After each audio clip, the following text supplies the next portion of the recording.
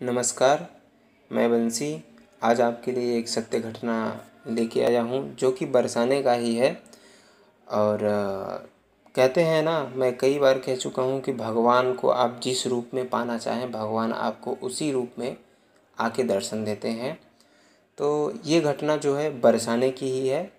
और वहाँ पर बरसाने में एक सेठ जी थे जो कि उनके पास धन दौलत सब एकदम संपत्ति से भरपूर थे। उनको धन में कोई नहीं पा सकता था। वहाँ पे बहुत बड़े धनवान थे वो। उनका खुद का एक अच्छा सा घर था गांव में, और बाज़ार में एक अच्छी सी दुकान थी जहाँ से वो उनका इनकम बराबर हो रहा था।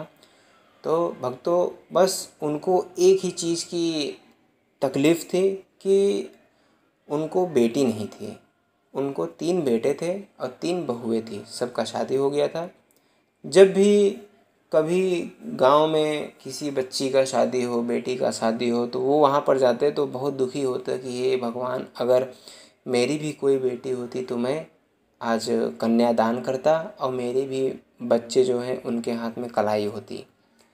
इस बात को लेके सेठ जी बहुत दुखी थे। तो एक दिन वो दुकान पर बैठे थे, तभी उनको एक संत वहाँ पर आए। संत का आगमन हुआ। तो संत जी देखे कि सेठ जी बहुत दुखी हैं। तो संत बोले कि सेठ जी, आप बहुत दुखी महसूस कर रहे हैं अपने आप को, क्या बात है? क्योंकि संतों का स्वभाव होता है कि जो दुखी रहता है उनको पहले ही पता चल जाता है कि ये बंदा दुखी है। तो सेठ जी बोले कि हमारे घर में तो महाराज सब चीज़ की सुविधा है, धन है, दौलत है, बच्चे हैं, बहू हैं, किसी चीज़ की कमी नहीं है, संपन्न है पूरा घर। लेकिन एक ही चीज़ की हमेशा दुख रहती है कि मुझे पुत्री नहीं है। और इस चीज़ को लेके मैं बहुत ज़्यादा दुखी रहता हूँ। सोचता हूँ कि एक पुत्री रहे तो फिर अपने भी शादी करेंगे तो फिर काफ़ी खुशी महसूस होती है कन्यादान करने, क्योंकि कन्यादान महादान होता है। तो साधु बाबा बोले कि सेठ जी, ये तो गजब हो गई। आप मतलब कि समुद्र के अंदर हो के भी बोल रहे हैं, पूछ रहे हैं कि क्या समुद्र का पानी खारा होता है? सेठ जी समझे नहीं। सेठ जी बोले, मतलब मैं समझा नहीं महाराज। बोले कि आप बरसाने के रहने वाले हैं और राधा रानी भी इसी बरसाने की थी। और आप अगर राधा रानी को अपना पुत्री मान लें तो वो आपको पुत्री रूप में प्रदान हो जाएंगे, क्योंकि भगवान को आप जिस रूप में पाना चाहते हैं उस रूप में आपको मिलते ज़रूर हैं। अगर आप सांसारिक पुत्री का प्रलोभन करते हैं तो एक बात सत्य है कि पुत्री तो रहेगी आपकी, लेकिन पुत्री तब तक रहेगी कि जब तक आप जिंदा हैं या फिर वो जिंदा है। मरने के बाद सब खत्म हो जाता है। लेकिन अगर आपने राधा रानी को अपना पुत्री मान लिया और उन्होंने आपको अपना पिता स्वीकार कर लिया, तो मरने के बाद भी आप उनके पिता ही कहलाएंगे। तो ये बात सेठ जी के मन में घर कर गई और वो वहीं से शटर बंद किए और सीधा चले गए। एक दुकान था जहाँ की फ़ोटो वगैरह बिक रहा था। तो वहाँ से एक राधा रानी की सुंदर सी तस्वीर लिए, और मीठा मिठान था तो फ्रेम में जड़ा हुआ था, तो लेके गए और फिर पहुँच गए राधा रानी के मंदिर में। बांके बिहारी जहाँ राधा रानी के मंदिर में पहुँचे और वहाँ के पंडित से बोले कि पंडित जी, ये जो तस्वीर है वो राधा रानी से स्पर्श करा के आप मुझे दे दो। तो वो पंडित जी बोले ठीक है महाराज। तो वो स्पर्श करवा के लेके आए अपने घर, जहाँ पे वो सेठ जी जिस रूम में सोते थे उस रूम में सामने ही लगा दिए। और लगाने के बाद जब वो खाना खाते तो बोलते राधे राधे, सोने जाते तो राधे राधे, सो के उठते तो राधे राधे, घर से बाहर आते तो भी राधे राधे, और दुकान के लिए निकलते तो भी राधे राधे, दुकान खोलते तो भी राधे राधे, ग्राहक को कुछ भी सामान देते तो भी राधे राधे, दुकान बंद करते तो भी, मतलब हर प्रकार से हर सांस में उनको ये हो गया था कि मैं राधे राधे का ही नाम लूँगा। तो हमेशा राधे राधे रटते रहते।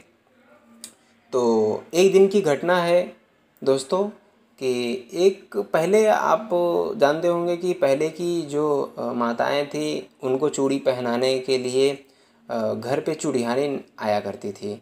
जब चूड़ियानिन घर पे आया करती थी तो सभी लोग घर पे ही चूड़ी पहन लिया करते, सभी माताएं। तो एक दिन क्या हुआ कि चूड़ियारिन थी, सेठ जी बोले कि चूड़ियारिन मेरे चली जाओ घर पे और मेरे बहू जो हैं उनको चूड़ी आप पहना लाओ। तो चूड़ियारिन बोले ठीक है सेठ जी। तो वहाँ से निकली और आ गई सेठ जी के घर पे। तो 3 बहुएँ थी। तो पहले बड़ी वाले को पहनाई चूड़ी, फिर दूसरे नंबर वाले को पहनाई, फिर तीसरे नंबर वाले को पहना के खाली हो गई। तो फिर वहाँ पर एक बहुत ही आश्चर्य वाली बात हो गई कि माता राधा रानी सोची कि मेरे पिता के घर पे चूड़ी पहनाया जा रहा है तो क्यों ना मैं पहनने क्यों न जाऊँ। तो वहाँ पे वो एक छोटी सी कन्या के रूप में प्रकट हो गई और जैसे ही चूड़ियानिन घर से बाहर निकलने लगी तभी उनका पल्लू पकड़ के खींच ली, बोली कि चूड़ियारिन मुझे भी चूड़ी पहना दो। तो चूड़ियारिन पीछे मुड़ के देखी तो एक छोटी सी कन्या और बहुत ही खूबसूरत घुंघराले बाल, इतने सुंदर सुंदर नयन, इतनी सुंदर थी वो बच्ची कि उसको देख के खुद चूड़ियारिन को मनमुग्ध हो गई। बोली कि ऐसी बच्ची तो मैंने आज तक ही नहीं देखी। तो चूड़ियारिन वहाँ पे बैठी और चूड़ी उसको भी पहनाई। पहना के फिर पहनाते वक्त उसने पूछा कि बेटी आपका नाम क्या है। तो उस बच्ची ने अपना नाम किशोरी बताया कि मेरा नाम किशोरी है। तो बोली कि अच्छा अच्छा। तो उन्होंने चूड़ी पहनाया, चूड़ी पहना के फिर निकल गए अपने घर के लिए। बीच में सेठ जी का वो दुकान था तो वहाँ पे दुकान पे पहुँची, बोली सेठ जी मैंने चूड़ी पहना दिया, आप पैसा दे दो।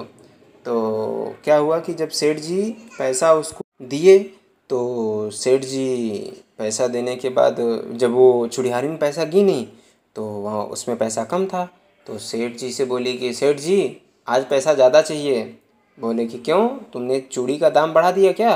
बोली नहीं, चूड़ी का दाम तो वही है लेकिन आज मैंने चूड़ी 3 को नहीं 4 को पहनाई हूँ। तो बोले कि 4 को चूड़ी पहनाई, चौथा कौन था। बोले कि वो छोटी बच्ची थी। और बोले कि मेरे घर में छोटी बच्ची, मेरे घर में कोई छोटी बच्ची है ही नहीं। बोले कि नहीं नहीं मैंने 4 को पहनाई। बोले झूठ मत बोल, लेना है तो मांग के ले लेकिन झूठ बोल के पैसा नहीं नहीं दूंगा मैं। बोली कि अरे सेठ जी मैं झूठ नहीं बोल रही हूँ, सच बोल रही हूँ, मैंने चूड़ी 4 को पहनाई। बोले कि तो नहीं देता जा। बोले कि ठीक है नहीं देना मत दो, तेरे जैसे कंजूस से भी नहीं लेना मेरे को। तो वो वहाँ पे जो भी पैसा था 3 लोगों का लेके निकल गए घर पे। तो शाम को जब भी आए सेठ जी घर पे तो बोले कि जब घर पे आए तो हाथ मुंह धोए। फिर बहू बोली कि पिताजी खाना लगा दूँ। बोले कि हाँ बहू खाना लगा दो बेटी। बोले कि ठीक है पिताजी। तो बैठ गए सेठ जी और खाना के लिए खाना आ गया। तो अचानक उनको ध्यान आ गया कि पूछता हूँ बहू से कि चूड़ियानिन आई थी कि नहीं आई थी। तो उन्होंने बोला बहू, बोली हाँ पिताजी। बोले कि अरे वो चूड़ियारिन आई थी क्या। बोले कि हाँ पिताजी आई थी। बोले कि चूड़ी पहनी आपने। बोले हाँ पिताजी मैंने पहनी। बोले कितने लोगों ने पहनी। बोले 3 लोगों ने पहनी। बोले अच्छा तो सही है, क्योंकि उसने पैसा ज़्यादा मांग रही थी। ठीक है कोई बात नहीं आप जाओ। तो फिर वहाँ पे वो चली गई। जैसे ही सेठ जी ने खाना खाया, खाना खा के फिर अपने रूम में गए सोने के लिए तो राधे राधे का नाम लेके वो सोने लगे। जब सोने लगे तो क्या हुआ कि जब गहरी निद्रा में पहुंच गए तो उनको एक सपना आया और वो सपना स्वयं साक्षात माता राधा रानी का था। और छोटी सी कन्या का रूप पकड़ के साक्षात बोलने लगी। आई जब सपने में तो सेठ जी बोले कि बेटी आज आपका चेहरा उदास क्यों है। बोले पिताजी मुझे आपने अपना बेटी नहीं माना। बोले कि पुत्री ऐसा क्या बात हो गई, मैंने तुम्हें हमेशा अपने बेटी के रूप में पाया है और हमेशा सोचता हूँ कि आप मेरी बेटी ही हो। बोले कि पिताजी आज आपके घर में चूड़ियारिन आई थी, मैंने चूड़ी पहनी लेकिन आपने उसका पैसा उसको नहीं दिया। तो ये सुन के सेठ जी दंग रह गए कि अरे बाप रे, मैंने कितना बड़ा अनर्थ कर दिया, ये तो बहुत बड़ी गलती हो गई मुझसे। तो वो रोने लगे, सपने में ही रोने लगे।